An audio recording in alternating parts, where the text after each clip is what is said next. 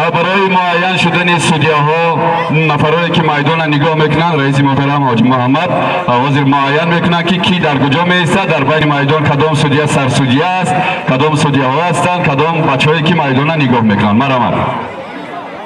السلام علیکم و رحمت الله و برکاته. برادران مهمانان همه کسا خوش اومدیم. وقت هم کما یک بارون میبارد.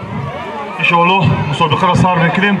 داوری اساسی بابای حریف سرداور، جانشیناش هلال، با وحید، حاج خوشبخت، حاج ایبولا، 4 نفر. در کنجا نگاه میکنم احسان، عباد، نسیم، سنت، 4 نفر دیگر. یگام نفر روبری نکنن، یگام نفر دیگر دوری معرکه ندارن. التماس یگام گپ جنجال گپ زیادتی نشود. همه کسا بار دیگر خوش اومده. یکی شما رو با این عید بهار تبریک میگم. از نام اهل محل نوروزتون مبارک باد. خوش اومدید.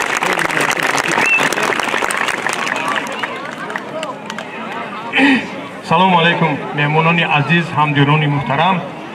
پیش از همه نگاه کنید روز معلوم شد در اینجا سودیا کیه، در کنجوم سودگی کیه، هر کدام دا معلوم.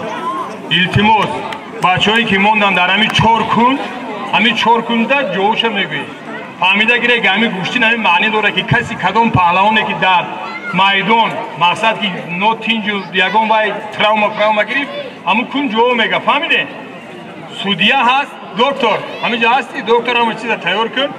یک دو از یک همون کلون دیها و گوشتی سر میکنیم انشالله رحمان. میرسه تو اونجا ما هم چجور همونجا دوتی همه معرکه یک دوتی تینجی گذارم.